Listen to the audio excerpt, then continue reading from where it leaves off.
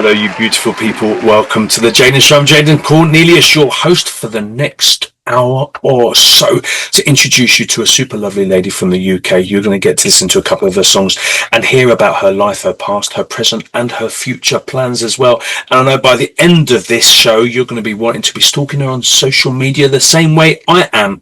But I think let's go and check a little bit of her out. Let's go and see her official video on her YouTube for her song Wanderlust. This is DiElle.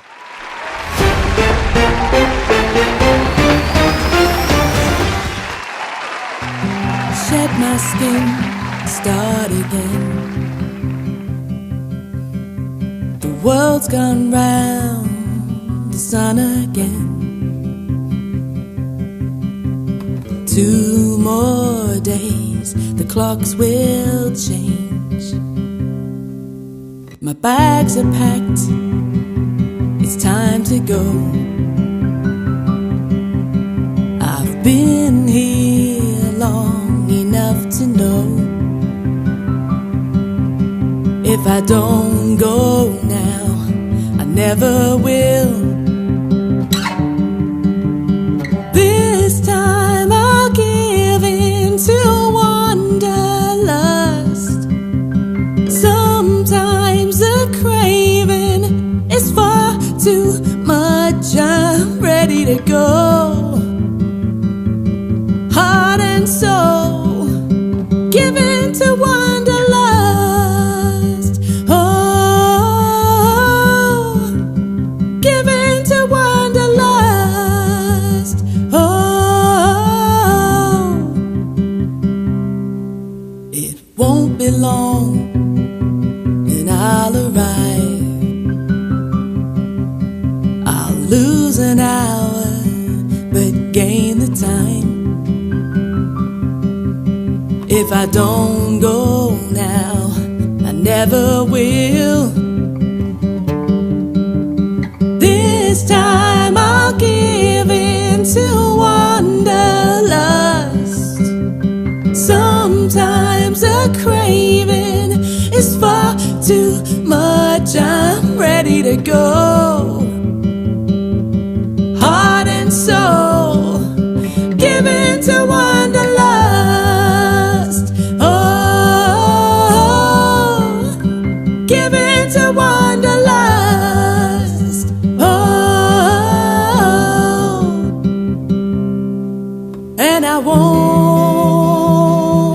sit here waiting. It's mine for the taking, 'cause I got this feeling, and now I believe that this time I'll give in to wanderlust. Sometimes a craving is just too much. I'm ready to go, heart and soul, give in to wanderlust. Oh, give in to wanderlust. Oh, give in, give in, give in. Oh, give in to wanderlust. Oh,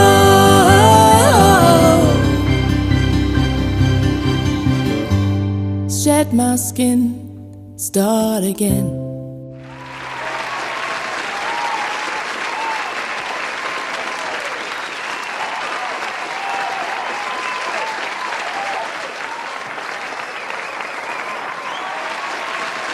Great song. I need your patience for a few more minutes because it's time for a Jaden Show commercial break.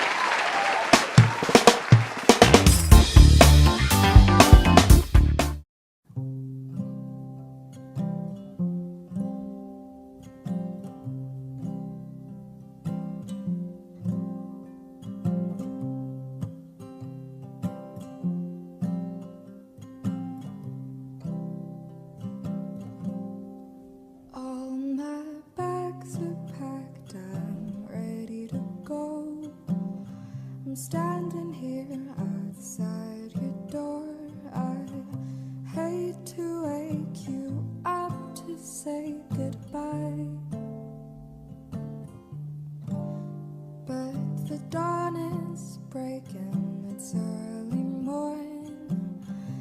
taxi's waiting, he's blowing his horn already. I'm so lonesome I could die. Hola, somos DiElle. Somos una fundación sin fines de lucro. Estamos empoderando a la nueva generación para convertirse en defensores del océano y ayudar a salvar a nuestros mares enfermos. Uno de nuestros propósitos es poder compartir información de valor de una forma que nuestros niños y jóvenes puedan empatizar con su oportunidad y derecho de tener un planeta sano, y mediante la biología marina, el arte y actividades de conexión con el mar, ellos vayan conociendo la salud de nuestros océanos. Hoy, DiElle está tomando acción con nuestros guerreros del mar y ellos están haciendo todo lo posible para ayudar a limpiar nuestras playas locales. Están conectando con la naturaleza y empatizando con ella. Hemos creado también una campaña para difundir que nuestra playa es libre de bloqueador solar, ya que en su gran mayoría los protectores solares dañan al arrecife, y a escasos metros tenemos al hermoso Parque Nacional Arrecifes de Puerto Morelos. Nos encontramos en el Caribe mexicano, en Puerto Morelos, Playa del Carmen y Cancún. Tu pequeño puede ser parte del programa escolar Guerrero del Mar y convertirse en un embajador del océano. O incluso tú puedes apoyar a un pequeño marino local a ser parte del curso con nuestro programa de patrocinador. We love the sea! We love the sea! When I come back, I'll bring you. Are you ready, Eddie? I know I am. It's time to meet the Jaden Show's super special guest of the week, the amazing DiElle.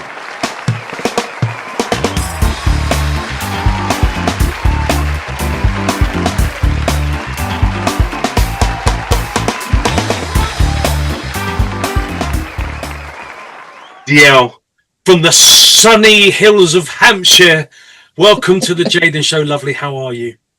Very well, Jaden. Thank you so much for having me. I'm excited. Absolutely. It's a pleasure. Are the hills sunny in Hampshire today or not really?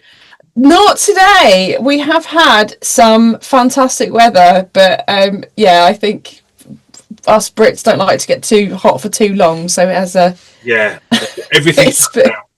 it busted this morning. It was blowing a gale. It really was. Oh, really? Yeah, I get cold fingers. It's like it's the end of May. Like my hands are freezing. Well, you are like going Christmas into now, effectively. Sorry, summer. You are going into autumn now. You had your summer already. Yeah, that was it. We had 5 days of sun, and that's it. We're done. But we're not here to talk about the weather. We're here to talk about you and the amazing talent that you are. And we've just watched Wanderlust before the interview. Really, really lovely. But I want to take you back. Obviously, the full-fledged artist that you are today. I want to take you back to DiElle when you're tiny. How did your love for music and all things that kind of involve in the artist that you are today, how did they start? Thank you. Yeah, it was. I was very lucky to be born into a very musical family. I think I got it in utero. Like my mum was playing amazing records. My parents had an amazing record collection, and they would listen to music much more than watch TV and stuff. I don't think they had a TV till after me and my brother were born. So they used to play music at home, and I was just born into, my mum listening to Paul Simon and Joni Mitchell while she's doing her housework and stuff like that when I was little. And my dad apparently put a guitar in my hand when I was 3. Okay. So my dad was really keen to get me started. He really wanted me and my brothers to be musicians. It didn't stick with my brother, but he doesn't play, but he's like got into DJing and stuff. Okay. And my grandmother as well. I had 2 grandmothers, and one of them lived locally, and one of them, when I was little, lived further away. She moved closer to us when she towards the end of her life. But when I was little, my grandmother that lived nearby was my dad's mum, and she was one of 14, and she used to throw all of these like family get-togethers, and when everybody got together, and when everyone got together, we would sing, and she used to play the squeeze box and the organ, and she used to sing. Cool. And she had this big bag of percussion that she used to pass around, and everybody had to had to participate. So we'd go, everyone had to join in. So we'd go to these like big family get-togethers and stuff. And I'd be terrified because I was one of the smallest. And there was one day where I was hiding under the piano at my nan's, and she came, and you could just imagine like there's all these legs, and and I was quite shy, and I still am really. No one would believe that now, but that little girl's still in there, and she came and climbed under the piano with an egg shaker. I must have been about 4 years old. And she came with the percussion, with an egg shaker, and said, "Here you go. You can play this and you can join in." And I said, "But I don't know the songs, Nana." And she said, "It doesn't matter, but you have to join in." So this sort of idea of like, you can't hide from it. You're not going to get out of this. So all of that happened before I even went to school. And I think the more I reflect on it now, the more I think that kind of, that comfort and that warmth and that expression of love through music. I learned that before I went to school, which is where I learned that making mistakes is a horrible thing. To get your creativity bashed out of you. Sorry, people who work in schools, but like this was my experience. No, completely. Yeah. And like you learn to be self-conscious, and you learn to be afraid of trying things. Yeah. And so I had all of that, I've been singing, I think as soon as I could speak, or even before I was, babies do. We all sing before we can speak. So it was really, really right from the get-go. And then when I went to school, I was in the school choir when I was 5. My parents, bless their souls, got me piano lessons at school when I was 5. I completely forgot about that until I moved house until I was moving some of my stuff relatively recently, and I found my old piano book, and I was like, I'd completely forgotten about this guy, that whoever he was, my piano teacher when I was little. He was amazing. And so it was really, really kind of baked in. And then I followed that through school. When I went to secondary school, I started training in earnest when I was 11, like for voice, when I was 11. And and it just kind of went from there really. And I started writing when I was in my early teens. I mean, they were horrible songs. The songs were but and I've always wrote poetry as well. I always had a really fertile imagination. So I remember, drawing maps when I was really small. That was the inspiration for one of the songs on my album, actually, on my latest album. But the thing about me sitting and drawing maps when I was little, that's Magic Carpet. Okay. One of the songs from the album. But I wrote that with my co-writer Dave Vine, and we were talking about that, and he's like, I just love that image. I just love that image of like, a little girl drawing maps and having adventures in her mind and that kind of thing. So those two things kind of met. You've just brought a memory back. I used to draw bloody maps, actually. I used to draw houseboats because I always wanted to live on a houseboat and be surrounded by nature.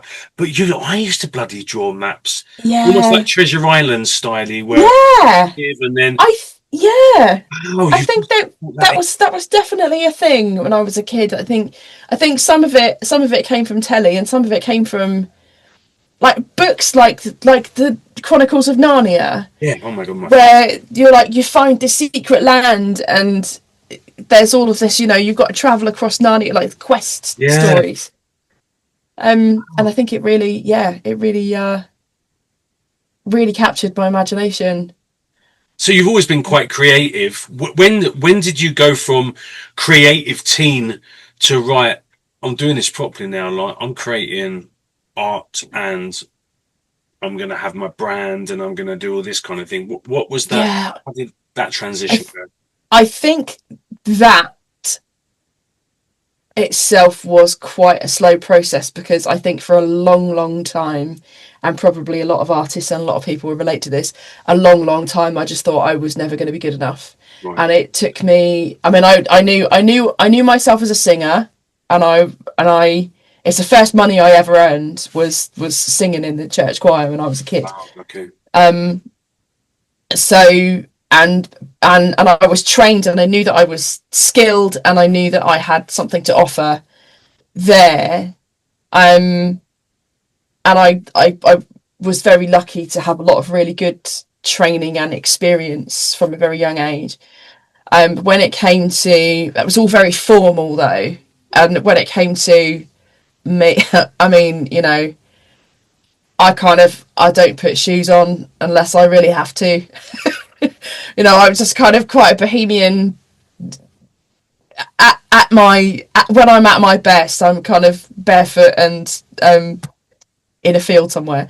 So like I'm much kind of freer. All of that training was very formal, and it was great because it gave me a really good foundation to build on. But artistically, I think I was writing. There's tons of stuff I've written that nobody's ever seen, like short stories and you know, poetry and prose, as well as songs that have been lost to the sands of time. And I started writing, I think I was in my early teens when I started playing solo, and started playing out. And I used to play a lot of Bob Dylan covers, and I used to go to a lot of open mic nights and stuff like that. Wow. But I think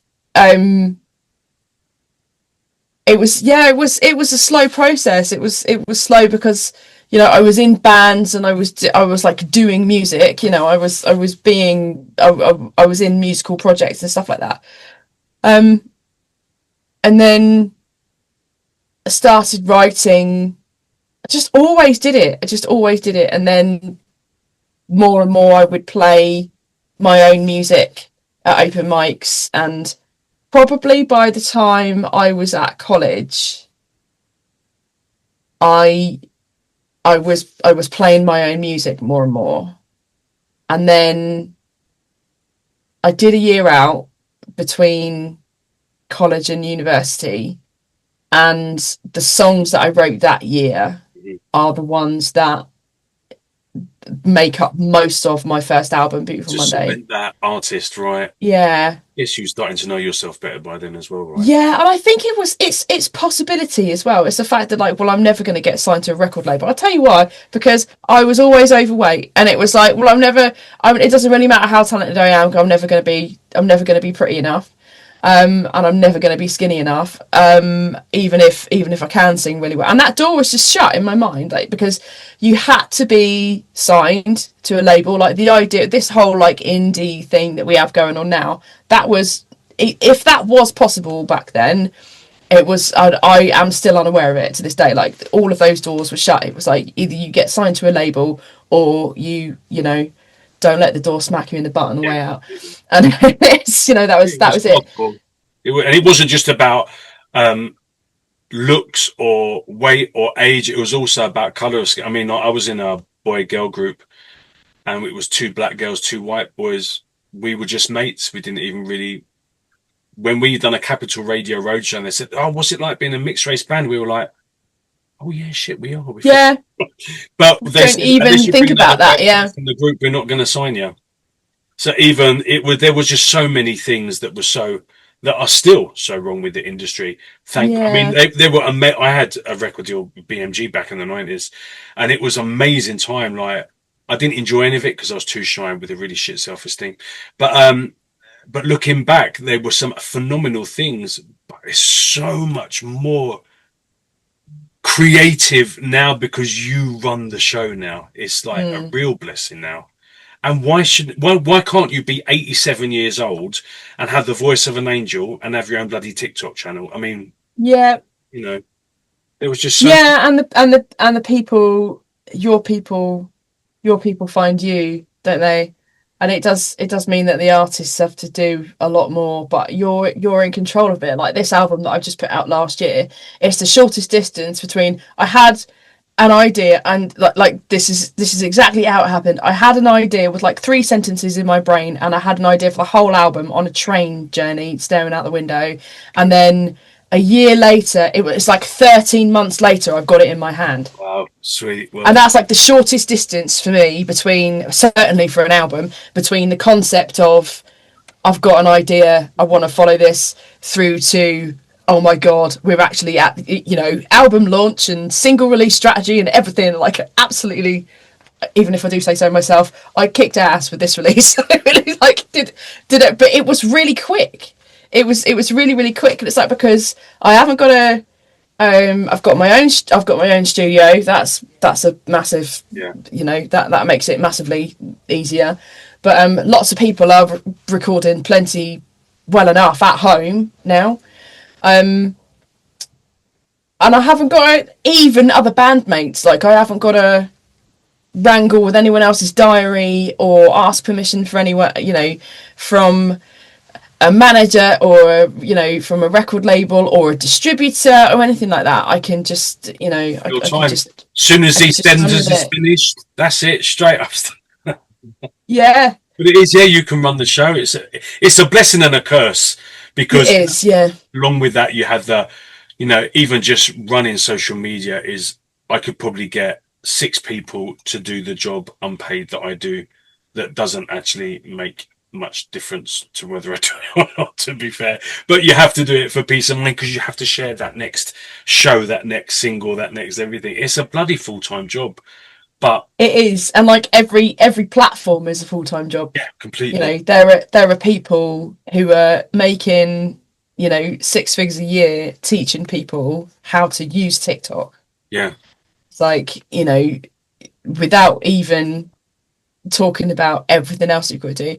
Yeah. But you're right, it's a blessing and a curse. It's an incredible tool that was not always available, and I've met some amazing people because of social media. And for me, I've spent a lot of time being really, I think, just exhausted with social media recently. So to just turn that on its head a little bit, what I love about it is that it's an incredible place to meet people. I've met some fantastic people, and people like yourself, and people from listeners to film producers to radio, bloggers, playlisters, like so many people, so many incredible people I've met across my social media journey, and it's a really lovely way to actually stay in touch with people. Absolutely. So for me, and I think this comes back to me being that little girl under the piano at my nana's, it's all about bringing people together. So like everything that I do in music, and it took me a long time to realize that as well, that everything that I do in music is about bringing people together and having that human experience together. And with all the technology that we have, that can either draw people to you, or it can be a barrier to sort of that human intimacy. Yeah. And we need that now more than ever. Absolutely. I was kind of talking, I'd done a podcast in the UK a couple of weeks ago, and saying, I think we need to be a community. And I'm not into kind of loads of all the kind of now what's become the new kind of religion, the kind of the hippie shit. I'm very spiritual, and I have my, I have my faiths and my paths and my walks and my things that resonate with me. But I just think now is the time more than ever. Like I said, I don't want to sound too piecemeal, but where we really need to have each other's back and love each other. But there's not many people I like anymore, because we've also become such a mixy race of, so for me, is the process is kind of just wheedling out all the crap to find the beautiful, pure, creative, spiritual, lovely souls, which aren't always the spiritual people. No. But it's finding those people that really resonate and, building that community, because we need that support now. Absolutely. We're pack animals at the end of the day, and it's a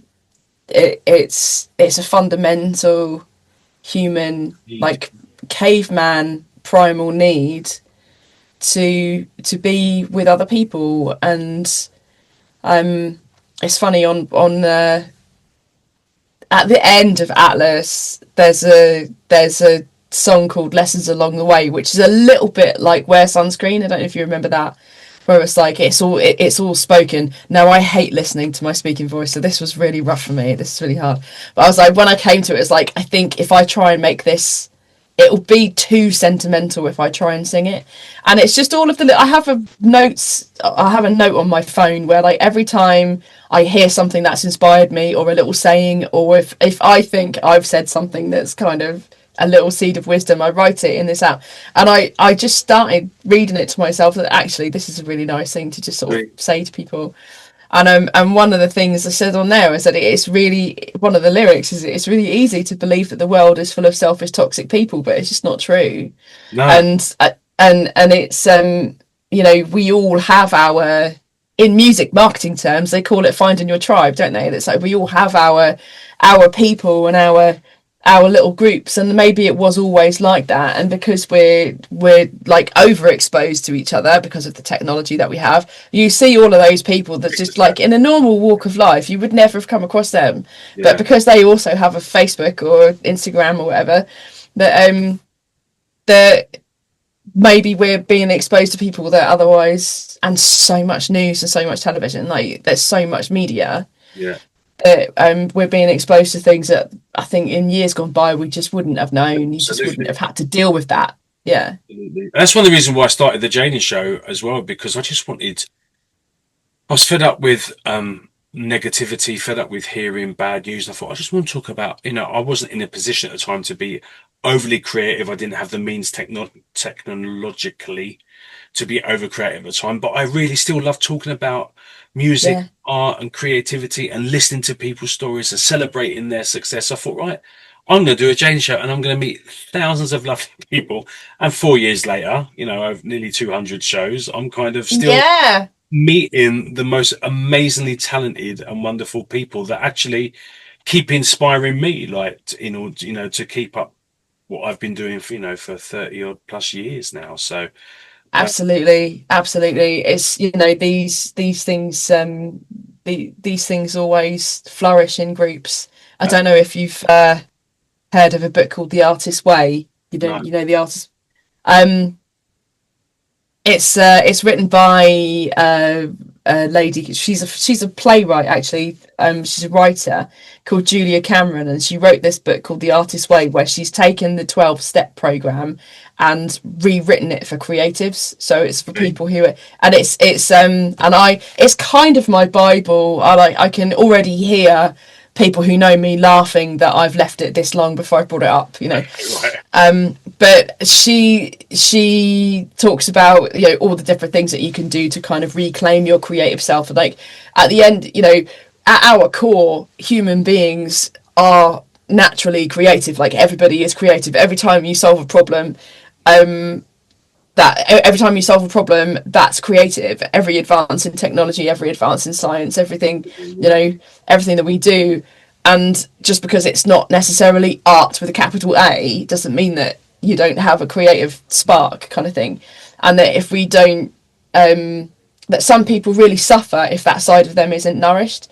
Or even if you're someone like me who is a barefoot tie-dye wearing hippie, still feeling like I want to embrace my creative self, like, so self-indulgently.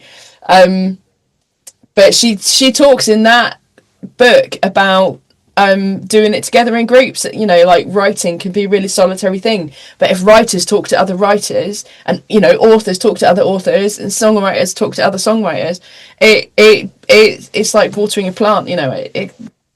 The sun shines on all of us. Absolutely. If you do that in a supportive way.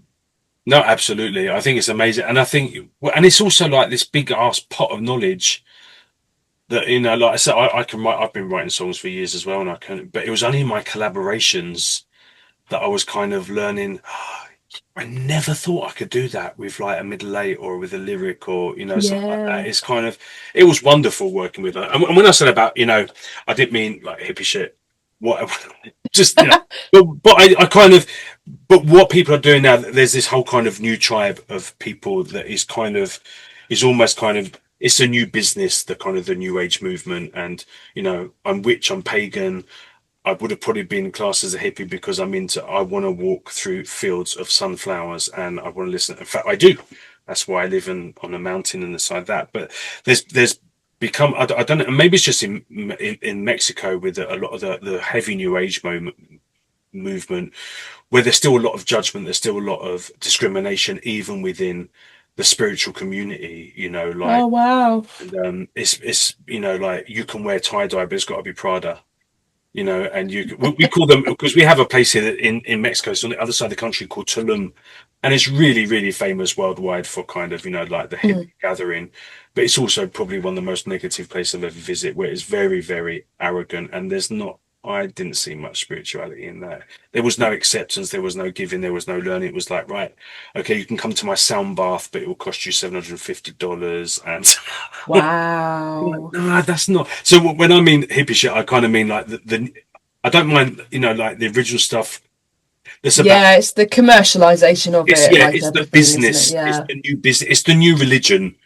Almost, you will wear Prada tie-dye, and you will, have a gold-plated gong in your living room next to a rose quartz crystal, and it will come from this particular supplier because it was that kind of thing. But no, I think as well, it's all about. I found it myself when I had some nasty experiences with the music industry. Never stopped me. It postponed my creativity for a while. But you cannot. I couldn't exist without that. I didn't know who I was without that. It was something I would never have chosen to do because of my shyness and my timidity and my lack of self-esteem. However, that creative that I call it like a vat. If you don't pour stuff into that to keep it topped up, like I don't know who. It's like taking away my breath. It really is like the thing that drives hope, the thing that drives passion, the things that drive the future. And we all know how desperately important music is, not only from a therapeutic vibrational level, but how it can transport you in time, how it can change a good mood to a bad mood to a good mood. It's magic. It's pure, unadulterated magic. It is incredible. It is amazing that and it blows my mind that so many of us are driven to consume music. Just one of the useless pieces of information that I have is that I think it was the Wanderlust release, that was a single release I did the year before the album was out, and somebody told me while I was doing that 60,000 songs a day are released on Spotify, and that's just the people who've recorded them and released them on Spotify. Never mind all the music that we listen to and the people who are noodling for their own pleasure that never aspire to record or release anything like that. That's just the number. You've only got to look on TikTok for 5 minutes to see the number of people who are playing and writing and in consuming music. And we all know what happened during lockdown.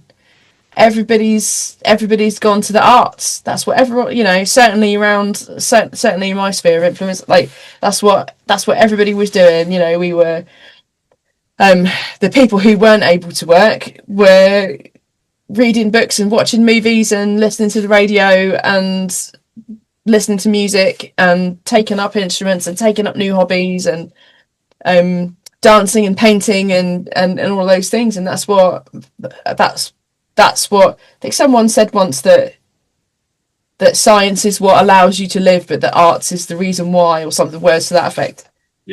So well, I'm talking about you're not just a singer, songwriter, and musician, but you're also an author. Did that come around? Was that pre-COVID? So many people that I've spoken to on this show, I said, well, so how long have you been doing this now then? They went, oh, since COVID, we've kind of... So you're exactly right. The people are like, well, I just picked up a guitar, started strumming, was checking out how to use, Logic Pro and stuff like that. And now they're on their third album, Well, man, Yeah. I just started my Jaden show. You guys are doing good. But when, because you've been writing some, books that we're going to talk about later in another show as well. But Yeah. was that pre-COVID? Was It that? was actually, it was because I remember being slightly miffed that a lot of, because when the book came out, it was released in May 2020, and people were like, "Oh, was that a lockdown project?" So no, it wasn't. It took me a lot longer than that to write this book. So on and off, I think I've been writing it for about 10 years, just for my own just for my own memoir, really. Okay. And then I worked on it in earnest for about a year. So I started working on it. One of the things I do at the studio, that my team at the studio here do, is produce audiobooks. And we used to have an authors network that would come, and sometimes we go there and sometimes they come here to the studio. And that group of people really said, "You really need to write this book." It's I've got that with this one. So this is the stories behind the songs, Lovely. which is like a really, really in-depth kind of liner notes for those of you who remember vinyl inserts. Also, really So love it's the elemental front cover there. Loving that. Yeah, that's all of the artwork for my different albums. So that's Beautiful Monday, the one that I wrote my year out. That's Fearless, that was 2014. That's Together, that was 2017. That was a single called Strong that I did in 2017, and this is Candlelight, the EP that actually kind of got trashed really by the pandemic. But there's that was a little EP. Wow. But yeah, it's about those three albums and the kind of circumstances around them, but all of the lyrics and the stories for each individual song and that kind of thing. I'd done the first one. I did Beautiful Monday as an ebook years ago. I did a tour with my trio that I was with then in 2009. So that came out in 2009. And we did a tour with, I don't know if you would remember Oxjam, but Yes. they were like an Oxfam thing where they were fundraising through like jam Yeah. nights and live music and stuff for I think I Oxfam. know one of the guys that run that. But yeah. Yeah, it was really cool, and it was they were everywhere, and they were in loads of different cities, and we did this. We did like a 16 date tour, UK and Ireland, which was amazing. And everywhere I went, everyone was like asking me about the story. So I was like, "Oh, what's the story behind that then? And what's the story behind that then?" And it wasn't just that tour, but it was like lots of people used to ask me that. And I think I've got that skill of not giving more away than you want. Right. I've developed over the years. I think I'm much better at it now than I was back then. But lots and lots of people would ask questions, and I'm like, well, part of the reason why I write songs is because I don't want to talk about it, actually. But still need to express. Yeah, and it's like it's really clunky, because obviously if you inspire people or if you touch someone's heart and they want to talk to you about it, you like in a way owe it to them to have that discussion. Yeah. So as a thank you to everyone who'd supported us on the tour, I wrote the ebook for Beautiful Monday. So I'd been like toying with the idea of doing the other two albums, and then so I mean that's like, you know, years later. So I tarted up Beautiful Monday. I started with that, and then and then I finished the rest of it, and it was I was supposed to do a book tour in 2020. 2020 was my year. I don't want to go on about it because, you know, we're still here to tell the tale, but I had you know, a lot of seriously good things got swiped off the table in 2020, including a support slot with Wurzels, which I don't think I'll ever get over. But We got a brand new combine harvester, and I'll give you. I would live in summer. who doesn't want that gig, man? Organ legend, mate. Oh my god, I love the words. I wanted to do like a really artsy, close harmony reinterpretation of Combine Harvester with my band. You should still do it. We could actually still do that. I was just thinking that. Yeah, I was just thinking. It's a legendary song. No one's ever given it that much thought after them. That would be so. I should do an operatic version, actually. I've Yeah. got a combine harvester. That would be cool. Okay. Yeah, they're such dudes. They really are super. And yeah, I mean, you know, lots of people, lots of horrible things happened that year. But the song, the book actually, you know, it was still released, and I did still get to talk about it to lots of really cool people, and now talk about it to you, which is great. So, like you're so But yeah, so it wasn't a lockdown project. It was like it was a very very long project in the making, and I kept talking myself in and out of doing it. I was like, oh god, this is so self indulgent. Like who on God's green earth is going to want to read this? And then I'd meet someone and they're like, oh, I really love that. What's this about? It's like, yeah, maybe I could. Right. And I went back and forth.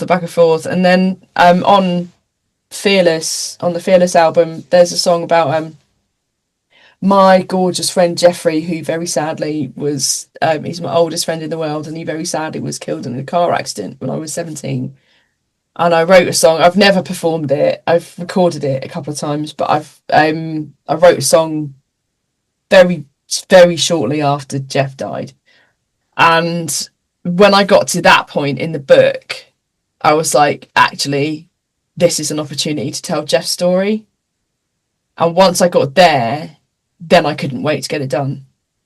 And that chapter is way longer than everything else because it's our whole story. It's all like, you know, when I met him when I was 3 years old through the fence. And I think I was trying to eat their tomatoes. I was always hungry. And I trying to eat their tomatoes through the fence.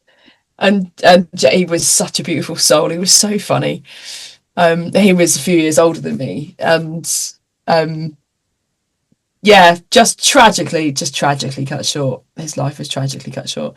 And we like super therapeutic for you, because I guess you can write them down, in songs, but then, like I said, I think sometimes you create almost like a different kind of persona when you're a singer anyway, so you can sing it without bursting into tears singing it, or you know. But I think when you're actually writing it and seeing that in black and white in front of you, that must have been beyond difficult, but beyond therapeutic as well. No? Yeah, I think I kept a lot of it inside for a long time because I felt like, you know, it was such an awful thing to happen, and everybody else, like, I didn't deserve to be as upset about it as everyone else, and you know, his parents, and you know, so many other people. But you know, we were really close. We were really close. Like, he used to ring, even when he lived away, he used to ring me every week, and you know, we still talked all the time. And what was really lovely was that, so I wrote Jeff's chapter and then I sent it to his sister, and I said, he was older than him, so I was 17 and she was 25 when this happened. And so like at that time, like that age gap is like, it's nothing now, but at that time, like, you know, that age gap seemed massive. Like, you know, she's like a proper grown up, you know, she's 25 years old. And I sent it to her and I said, look, you know, is this okay, what I've said? Because the last thing I want to do is upset any of you, like bringing all this up again. And the beautiful thing was that she corrected me on a couple of things. So there were a few things that I'd been upset about for a long time that actually turned out to not be true. So that was just my, I don't know, grief or misinformation at the time or whatever. So some of these things are like, I don't really think it's fair to go into details, but like some things that I had believed in error for all of these years are like, well, actually that's not true, so I can just put that to bed, kind of thing. But also it's brought me and her really close. Sweet. So we're now much closer. And what she said to me was that she said, I read this and I thought, what a shame it was that I didn't know this at the time, because she obviously had a horrible time of it. And when you go through something really, really awful like that, it does one of the awful sad things, but is that a lot of the time, some of your close friends and, you know, some of your close friends, they don't know how to deal with it, and you kind of lose them as well. And she'd had that experience where, I'm just thinking I should probably not not say too much more, but like we could have supported each other. It would have been amazing for in a way, because we practically were siblings. The way that we'd like lived together, when we had that like sibling relationship. Certainly, Jeff and I did, and that was a beautiful thing about, like, you know, however selfish I may have perceived that to be, to tell that story and to talk about it, and to want to continue to keep his memory alive. That at least one benefit of that is that me and his sister are now so much closer, and we've got each other to talk to about it, because we have those memories from all that time ago that, you know, my friends now and his and you know, her friends now wouldn't have known him. Yeah. And the grief at the end of the day, there's no rules or regulations about how you deal with it, what parts of it you take and leave. I mean, you deserve to grieve however you grieve, because that was a unique friendship that no one else experienced, and no one else went through. It was, and you know, it was love. So, you know, you should deserve to grieve however you grieved. But a beautiful that, you know, that something like that, as you know, not only have you been able to clear your mind on a few things, be able to put them to bed, but you've actually, you know, and his memory lives on in your books and your music. So yeah, absolutely. And it was funny, I say in the book actually that getting to that part in the book, what it did for me was exactly what he would have said when it got to that part in the book, and I was like, right, this story needs to be told. Like, I need to, and that galvanized me to finish the rest of it, so that I could get it done, I could get it out, and I could get it finished. And at that point, I was like, I don't care if people think it's selfish. I don't care. I'm now so much less worried about how it's going to be perceived, or what other people might, what other criticisms people might throw to me, because now I found a position where it's defensible to myself, and I feel like that way with everything creative. It's like, if you know, loads of people are not going to love anything that you do or everything that you do or whatever, and it's like, and as long as you can defend it for yourself, then you know, let them say whatever. And that's exactly what he would have said to me. He would have said, like, you know, why do you give a shit what all these other people are saying? Just like, if you want to do it, get on and do it, and you know, just get over yourself, girl, kind of thing. And then laughed at me, probably, is what he would have said. And I love that. That's like that thought, I've like rubbed up against that thought process in my mind, and even though he's not here, the effect is the same because I knew him. And I think for me, that's how people stay alive after they've left us. Their influence is real. Their influence is alive and true, and that's a beautiful thing. And it's a lovely thing to have in your heart. And that's the blessing of being creative, because you can make that into, like I said, a song or a book that will last forever. You don't know that in 75 years someone's going to pick up that book and read that and go, oh my God, that story's really touched my life, and that reminds me of my sister and her friend. And you just don't know, like, the impact those words that were so important to you, that relationship that's so important to you, can touch someone. That it's the pond in the stone in the pond effect, isn't it? The ripples go out forever, and how amazing. That's so super cool, and a real blessed, you know, as much as I complain a lot about the creative journey because it's hard work, it's not overly rewarding at times. And, you know, it's, you know, if you're a person that does beat yourself up quite a bit, it can be quite a painful process.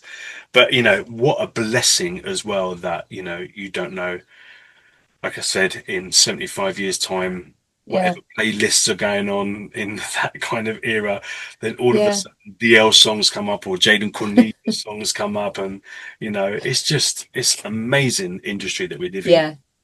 It's therapeutic as well as all that being said, I don't think it's the best song I've ever written. Really? And it's very, very raw, it's very, very real.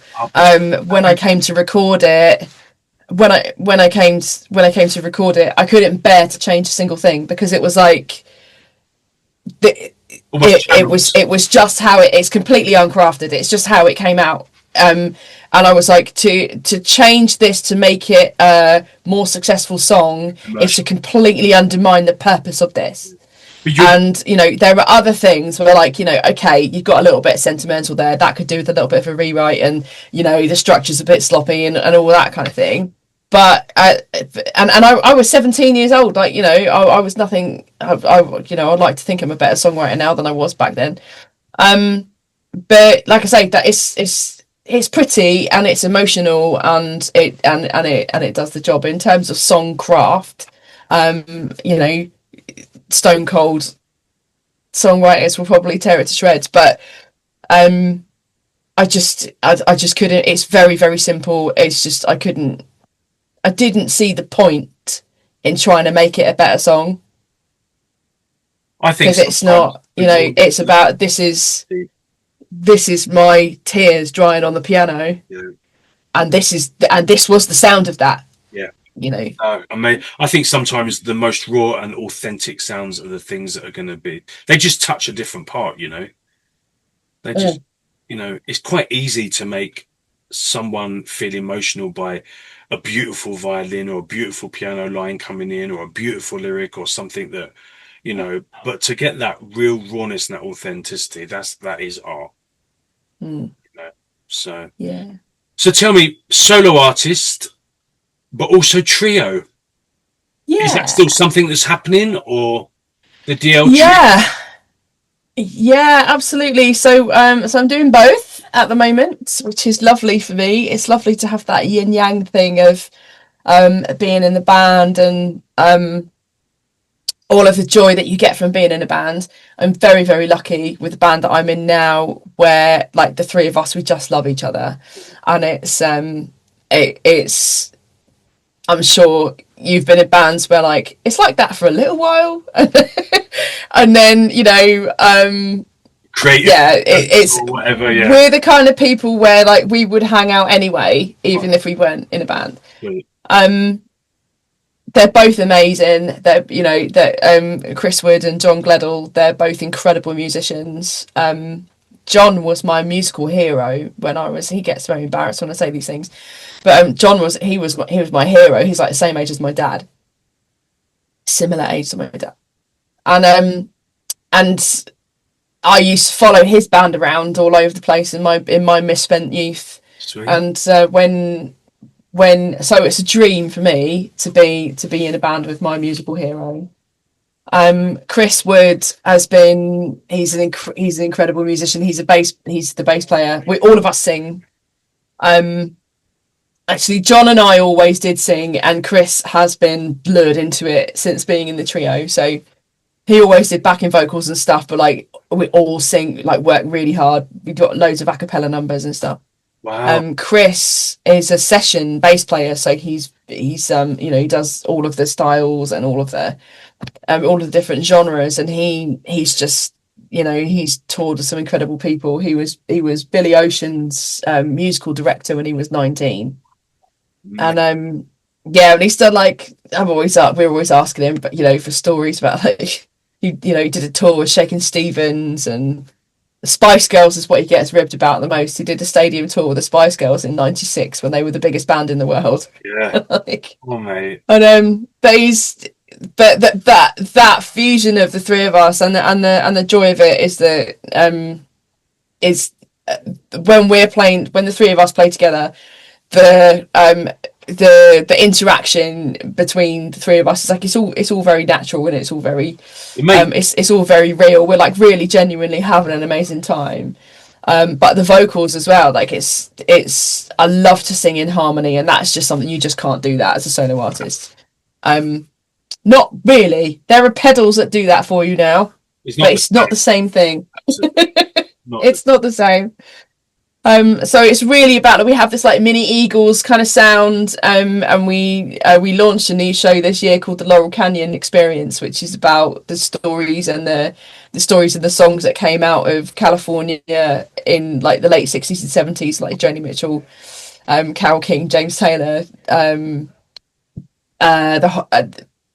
Crosby, Stills and Nash, and like all of who was sleeping with who and all that kind of thing.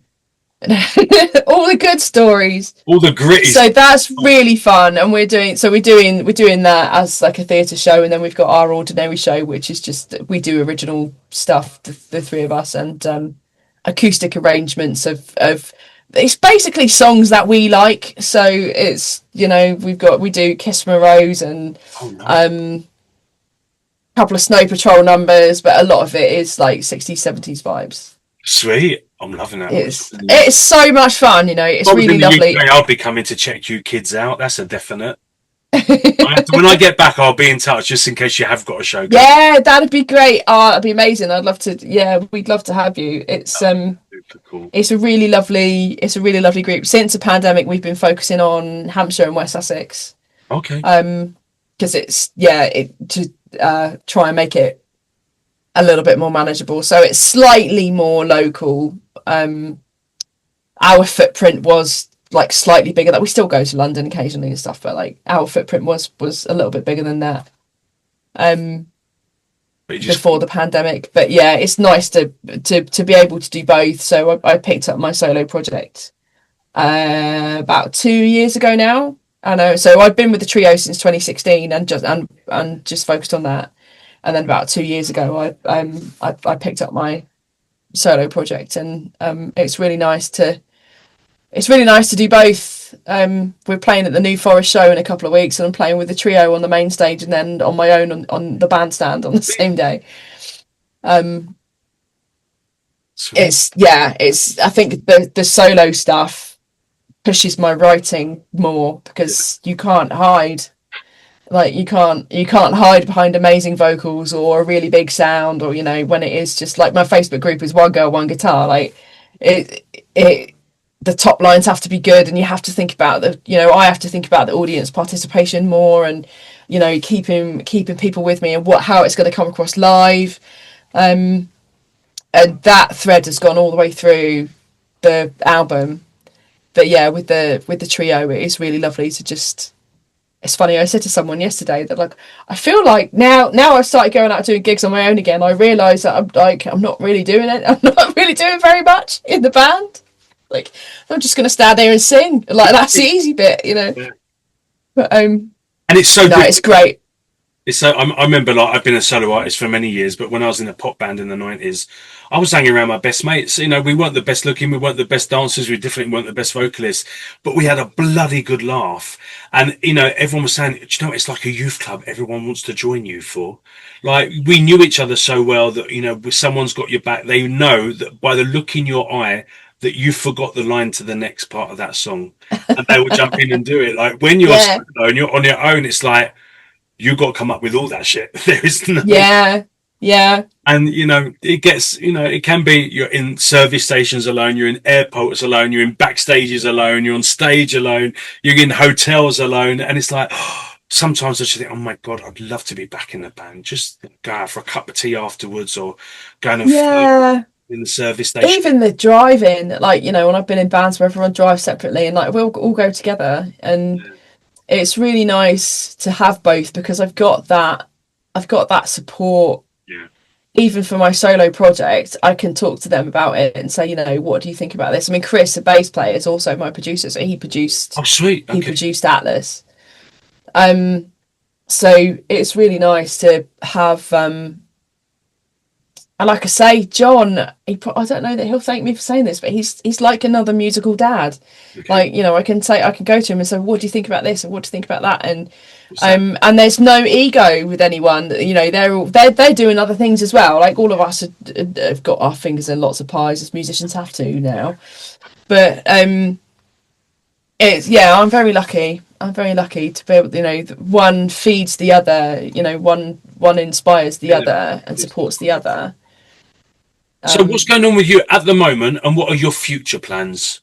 What's going on at the moment? So my new album just came out in April, and I've had some lovely reviews. It's just really humbling. I've had some really amazing reviews, which has been great. And I'm gigging that now. So I'm doing solo gigs for Atlas, and in the future there's been some talk about possibly taking kind of a version of that maybe to Edinburgh Festival next year with my friend Eve, and possibly possibly going to the States. I've never been able to get to my fans in the States. They've been incredible. Like my US audience. Sorry, someone's waving at me through the window. My US audience has been lovely, really supportive, and I've never really managed to do anything for them particularly. I've been talking about trying to do a double head tour with one of my co-writers, Chelsea. She didn't write anything on Atlas actually, but we've got a couple of tracks released together. So yeah, that would be really cool. And then I meant to get my gig list open because I knew you were going to ask me that, and I don't know what I'm doing unless I'm looking at my diary. So this show is out on the 27th of July. The show's out on the 27th of July. Okay, cool. So yeah, I mean, keep an eye on your social media, right? Keep an eye on the social media, and yeah, my gigs are always on diellemusicuk.com/gigs.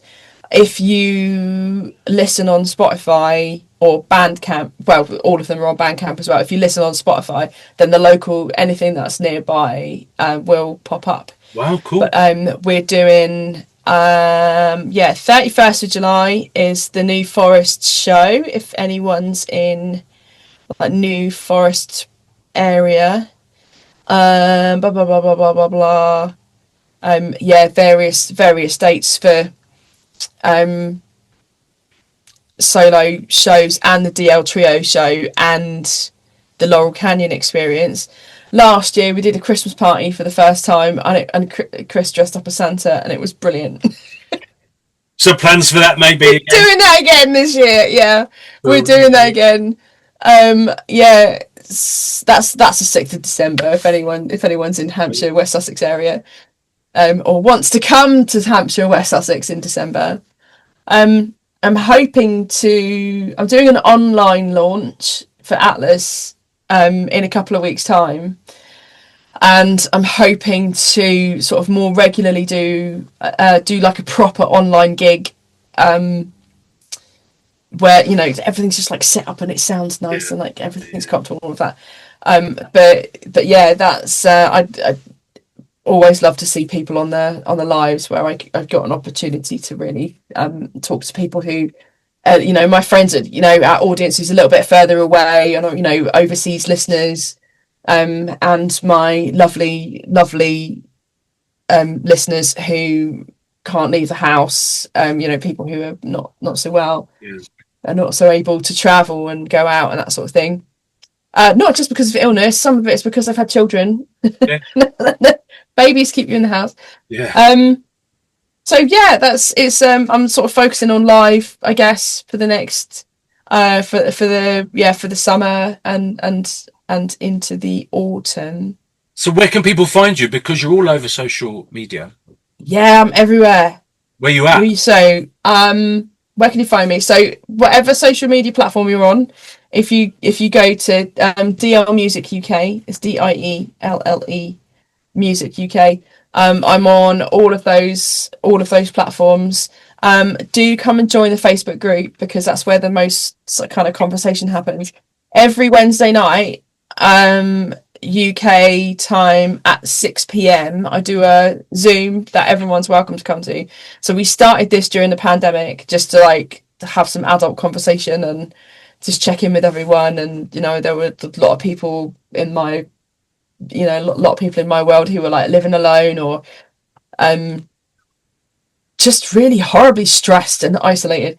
And we started it during the pandemic to just sort of check in and do something sociable, and we all loved it so much that we've carried on. Well, there's a group of us who've carried on doing it, so anyone is welcome to come to that. So if you want to just come, and it's free. The link is posted in the Facebook group every Wednesday, and you can just click the link and just come and and sometimes sometimes people come and they've got something they want to get off their chest and they talk a bit, and we always end up leaving feeling better than we arrived. Even if you're not feeling super shiny, you won't be judged. Just everyone is really lovely. Yeah, everyone. The only thing I ask is that everyone's respectful of each other, and just you don't even need to say that really. It's like just be nice. Like, don't be. If I get a Wednesday off work, I'm showing up, mate. So get the yeah, that'd be amazing. Yeah, we've had people pop in from overseas, and people who were like on their lunch break in the States in the car like this, and it's really lovely, and it's a really nice opportunity. I mean, most people, we do end up talking about music and like films and TV and stuff like that. But as you get to know people, we're all checking in about Andrew bought a new sofa. We were all really invested in this in this event, and people got stuff going on in their lives, and they there are people who will genuinely care about what's going on with you and miss you when you're not there. So really that's called sound off if you want to sound off. But yeah, the link for that is posted in the Facebook group every Wednesday. So if you come to the Facebook group, and then it's good to that's also nice because you can sort of see like who's going to be there, and get a little bit of a preview of, rather than just turning up to a Zoom call where you've got like no idea who the people are. It's a good way to meet new friends. Yeah, I'm gonna shout out to my sound off crew because they are so much fun. It's one of the highlights of my week as well. Nice. That like I actually get to sit down and we were talking earlier about social media like I say, it's an incredible tool, and I've been doing gigs since before it existed, when you couldn't just make a video and 200 people would see it, but it is, you're broadcasting a lot of the time, and the Wednesday night, because it's a two-way thing and I actually get to see people's faces and we have a real conversation. I really enjoy that. I really enjoy actually genuinely getting to know people and chatting with them and getting to hear all their gossip, really, which is great for any songwriter. Absolutely. It's all information. That's all future lyrics. Yeah, it's just like, that we're all going through the same stuff. We're all there are people there. So yeah, it's those are the wherever you like, whatever platform you prefer, whatever platform people like to use. TikTok, Instagram, Facebook, X, Threads, Blue Sky, all of that. It's all DiElle Music UK, and I'm on all of those. But yeah, the more interactive stuff is the Facebook group and. Well, through the whole of this interview, there'll be links running across the bottom of the page so people can find out. And obviously in the credit page as well, everything is going to be listed where you lovely people at home can find DiElle. DiElle, thank you so much for your time today.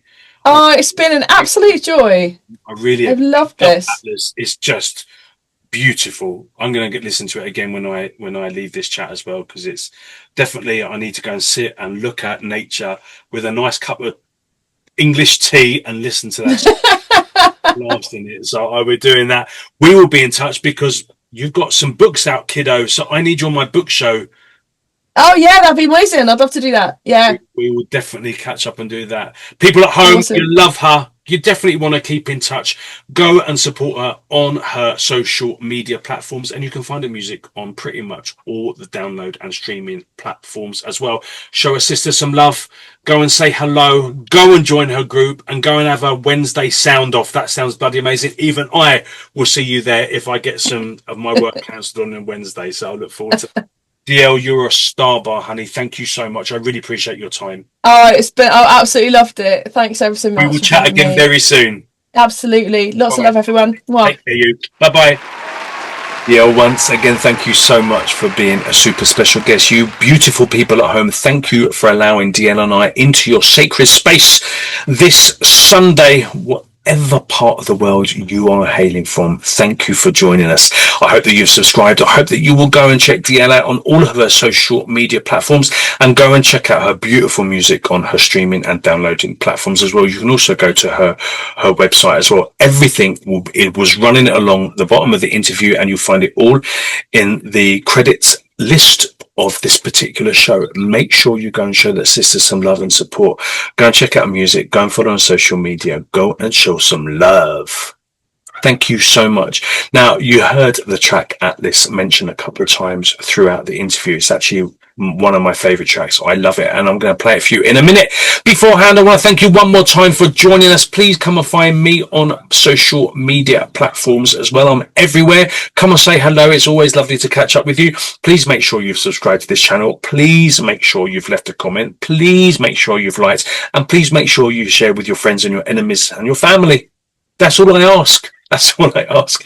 And I'll be back next week with another wonderful Jaden show, another super special guest to introduce you to.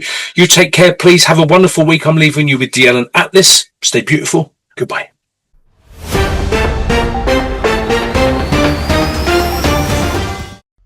We all go to school. They teach us directions, how to read maps, the points on a compass, so we can find our way. But I still felt lost, alone on a journey. And as I grew up, I wish someone might find me, so we can find our way. But love, it's not a place you can go. I hope when I get there I'll know love is not on the atlas. You can't buy a ticket and just go. And love is not on the road map. But I hope when I get there I'll know.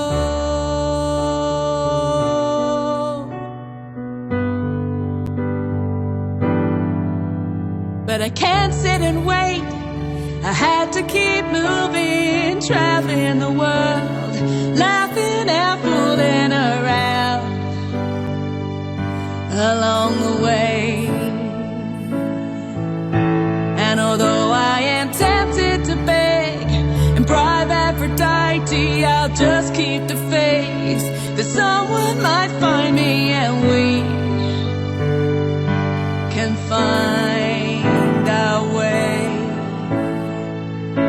But love, it's not a theater show. I hope when I see it I'll know love is not on the atlas. You can't buy a ticket and just go. And love is not on the road map. But I hope when I get there I'll know. People say bells will ring, you'll know it's happening. You'll think that you're in a dream.